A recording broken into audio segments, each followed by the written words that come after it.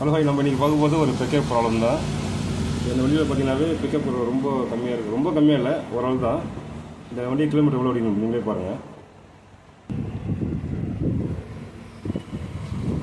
கிட்டத்தட்ட ஒரு 47,430 ஓடி இருக்குது. ஆனால் என்ன ஒன்று தருமா இதில் டியூட்டின்னு பார்த்தாவே கஸ்டமர் வந்து இதான் ஃபஸ்ட் டைம் கிளச் பிளேட் மாற்றுறாரு. ஆனால் இந்த கிளச் பிளேட்டே ஒரு குறைஞ்சபட்சம் இன்னொரு 10,000 கிலோமீட்டர் ஓடலாம். இப்போ வந்து இந்த வண்டியில் வந்து மைலேஜ் வந்து ரொம்ப கொஞ்சம் கம்மியாகிடுச்சு அப்படின்னு நம்ம ஓடி பார்க்கும்போது பிக்கப் கொஞ்சம் கம்மியாகிடுச்சு. அதனால் நம்ம கிளச் பிளேட் மாற்றினா பிக்கப் நல்லா இருந்தாவே, வண்டி ஸ்மூத்தாக இருந்தாவே கண்டிப்பாக அந்த வண்டிக்கு மைலேஜ் பக்காவாக இருக்கும். அதனால தான் கிளச் பிளேட் மாற்றுறோம். இப்போ இந்த கஸ்டமரே வாங்கின பொருள் நம்ம பார்க்க போகிறோம். இப்போ நம்ம எல்லாமே கிளச்சை பிரித்து வச்சோம். இந்த ப்ரீம் இருக்குது, எல்லாமே கேஸ் கட்டில் எல்லாமே க்ளீன் பண்ணி வச்சுருக்கோம். இந்த பெட்ரோல் போட்டு தான் நான் வாஷ் பண்ணுறேன். இப்போ கரெக்டாக இந்த கஸ்டமர் வந்து கரெக்டாக 2000 கிலோமீட்டர் ஓட்டி ஆயில் மாற்றுறாராம். இப்போ கேஸ்லாம் பார்த்தீங்கன்னா எவ்வளோ க்ளீனாக இருக்குது. நீங்களும் ஒன்றையில் இதுமாரி பண்ணுங்கள், எந்த பிரச்சனையும் வராது. கரெக்டாக 2000 கிலோமீட்டர் ஆயில் மாற்றினாவே கண்டிப்பாக ஆயில் வந்து இதாகாது, இதுமாதிரி கறி பிடிக்காது உங்களுக்கு. இதுமாதிரி கேஸை நல்லா க்ளீன் பண்ணி வைக்கும். க்ளீன் பண்ணுறது உங்களுக்கு ஈஸியாக இருக்கும்.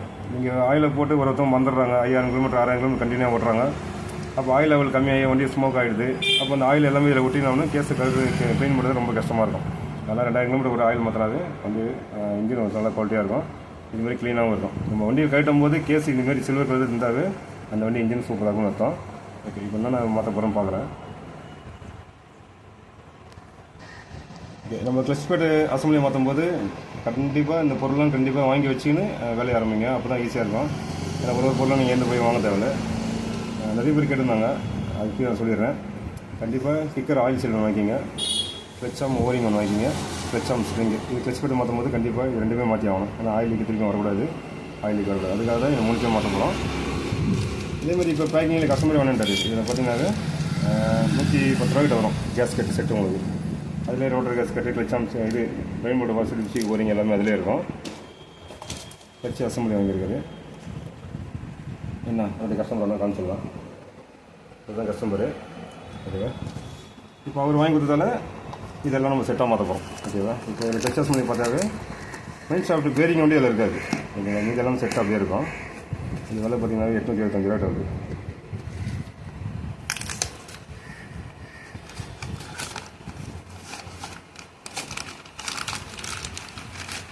ஓகேவா, கிளச் அசம்பிளி இப்படி தான் இருக்கும். இதில் central clutch, pressure plate, steel plate, fiction plate தான் கிளச்சு பிளேட்டு. இது எல்லாமே செட் அப்படியே வந்துடும். இந்த போல்டை 4 நம்ம லூஸ் பண்ணிட்டு அப்படியே நம்ம கிளச்சு பிளேட் அசம்பிளி பண்ணாவே ஓகே, இந்த பிரச்சனை வராது. கிளச்சு பிளேட் தனியாக போனாவே நம்ம ஒன்று எடுத்து போகணும், அந்த பிளேட்டு பெண்ட் இருக்கான்னு செக் பண்ணணும். இப்போ வரது எல்லாமே கிளச் அசம்பிளி தான். அதனால் வாங்கி பண்ணுறது ரொம்ப ஈஸியாக இருக்கும் உங்களுக்கு. ஓகேவா, இப்போ நான் ஃபிட் பண்ணுறது எப்படின்னு காமிக்க போகிறேன். நிறைய வாட்டி உங்களுக்கு காமிச்சிடுவேன் ஃபிட் பண்ணுறது. இப்போ சிம்பிளாக காமிக்கிறேன். கிளச்சு பிளேட் அதில் வர புஷ் இது. இதை நம்ம ஃபிட் பண்ண போகிறோம்.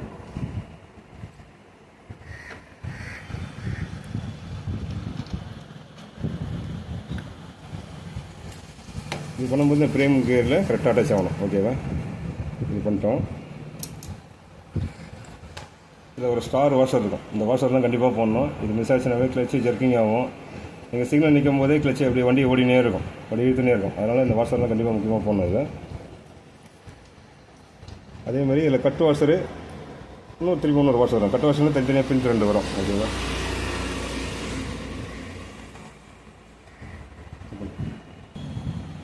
ஓகே, கட் வாஷ் பண்ணும்போது லைட்டாக அந்த கிரீஸ் இங்கே இருக்கணும். ஓகேவா, அப்போ தான் கட் வாஷ் கீழே இறங்காது, உங்களுக்கு மாட்டும் போது ஈஸியாக இருக்கும்.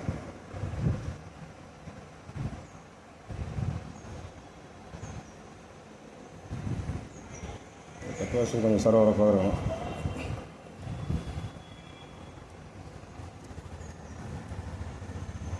ஓகே, இதுமாரி இந்த ஷாப்பில் போய் கரெக்டாக அந்த ஹோல்ஸ் இருக்குல்ல, அந்த ஹோல்ஸில் போய் கரெக்டாக அது ஃபிட் ஆகிடும். ஓகேவா, அதனால் எந்த ஒரு பிரச்சனை இருக்காது.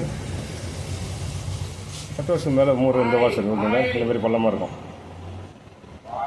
அது என்ன பண்ணால் அந்த கிளச்சை கொஞ்சம் லைட்டாக பின்னாடி எடுத்த மாதிரி இருந்தால் கொஞ்சம் டைட் ஆகிடும். அதுக்கப்புறம் இதை வச்சு ஃபிட் பண்ணுறது ஈஸியாக இருக்கும். சரிங்களா, இந்தமாரி இந்த வாஷர் போய் ஃப்ரீயாக சுற்றணும். ஓகேவா, இந்தமாதிரி ஃப்ரீயாக சுற்றினா தான் உள்ளே உட்காந்துடாதும். ஸோ கட் வாஷர் சரியாக உட்காரலனாவே இந்த வாஷர் சுற்றாது. ஓகேங்களா, அதனால் வாஷர் சுற்றலாம் கண்டிப்பாக. அதுக்கு நம்ம கிளச் அசம்பிளி மாற்ற போகிறோம். ஓகே, இது கிளச் அசம்பிளி வச்சு காமிக்கிறேன் உங்களுக்கு எப்படி ஃபிட் பண்ணிட்டு. இது 3மே ஒரு ஸ்டெப்பில் போகும், ஒரு ஸ்டெப்பில் இந்த ஸ்டெப்பில் வரும். ஓகேவா, ரெடி காமிச்சிருப்பேன். இந்த அளவு காமிக்கிறேன். லைட்டாக கொஞ்சம் ரொட்டேஷன் பண்ணது.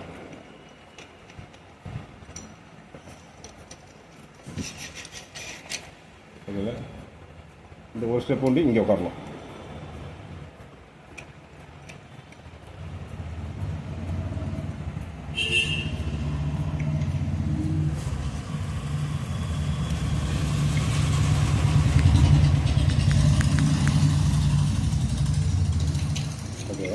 அதேமாதிரி கிளச்சி அசம்பிள் மாட்ட பிறகு இந்த மாதிரி ஃப்ரீயாக உள்ள சுற்றணும். ஓகேவா? இது ரொம்ப டைட்டாக இருந்துச்சுனாவே சரியாக உட்காரலாம் அர்த்தம். இந்த மாதிரி ஃப்ரீயாக இருக்கணும். இது ஏன் நம்ம பிடிச்சோன்னா இதில் வந்து நம்ம போல்டு கட்டெலாம் போட்டு டைட் பண்ணிட்டு அதுக்கப்புறம் எல்லாம் ஃபிட் பண்ணும்போது நமக்கு ரொம்ப ஈஸியாக இருக்கும். இதில் பார்த்துருப்பீங்க, இதுக்கு நான் சொல்லியிருக்கேன், இந்த ஓ வாஷர். இந்த ஓன்றது வெளியில் வரணும். இப்படி வச்சு டைட் பண்ணிங்கனாவே எல்லா பவருமே நெட்டுக்கு தான் கொடுக்கும், தவிர கிளச்சுக்கு கொடுக்காது. அதனால் இப்படி போடணும். இப்படி போட்டால் தான் உள்ளே போய் நல்லா இப்படி விரிஞ்சு டைட்டாக பிடிக்கும். ஓகே, அதனால் இந்த ஓ மார்க்கை நம்ம வெளியில் தான் மாற்றணும். நிறைய வீடியோ சொல்லியிருப்பேன், நிறைய பேர் மறந்துடுறாங்க. திருப்பி ஒரு அடி சொல்கிறேன் உங்களுக்கு, அதுக்காக தான். அதே மாதிரி இந்த தட்டி கட்டுறது, பஞ்ச் பண்ணுறது அதெல்லாம் இருக்கக்கூடாது. கரெக்டாக டூல்ஸ் வச்சு பண்ணுங்க, அப்போ தான் உங்களுக்கு ஈஸியாக இருக்கும்.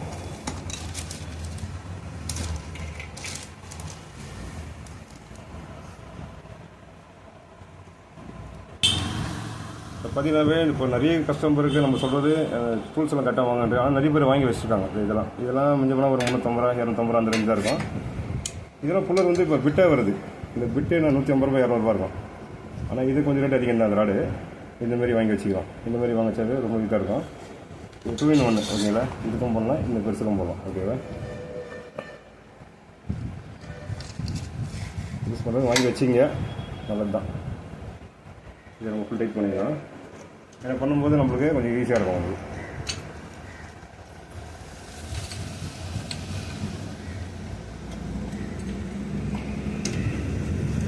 இதெல்லாம் ஃபுல் டைட் பண்ணலாம். ரொம்ப டைட் பண்ணி இது வந்துட போகுது. கரெக்டாக உங்களுக்கு ஃபீலிங் தெரியும் கையில், அதை கரெக்டாக ஸ்டாப் பண்ணிக்கலாம்.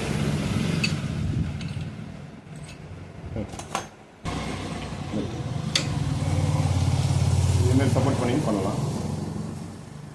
ரைட்டு பக்கம் இருக்கணும். இது இன்னும் 2 மரம் கூட ஏற்றலாம். அந்த மாதிரி பண்ணக்கூடாது. ஏன்னா பட்டுன்னு எல்லாமே அலுமினியம் அதை பட்டம் உடச்சிக்கும். அதெல்லாம் கொஞ்சம் ஸ்டார்ட் பண்ணிக்கலாம். இந்த 4 ஸ்ப்ரிங்கு கொஞ்சம் ஸ்பீடாக வச்சுடுறாங்க. ஓகே, இது முக்கியமான மேட்டர் என்னென்னா, இதை வந்து இந்த டைரெக்ஷன் நம்ம டைட் பண்ணக்கூடாது. ஓகேங்களா? இது ஆப்போசிட் டைரெக்ஷன் டைட் பண்ணோம். ஏன்னா கிளச்சி ஜர்க்கிங்க்கு அதுவும் ஒரு காரணமாகிடும். அப்புறம் இது ஒரே சைட் டைட் பண்ணால் அந்த ரிப்பேர் பட்டு இது பேர் பட்டுன்னு உடச்சிக்கும். ஓகேவா? அதனால் ஆப்போசிட்டாக பண்ணுறோம். கொஞ்சம் இதாக இருக்கும். உங்களுக்கு ஒரு இடத்துல இடிக்கும் பாருங்கள். அவ்வளோதான். இதில் ஸ்டார்ட் பண்ணிட்டு அதுக்கப்புறம் எடுத்துக்க வேண்டியதான்.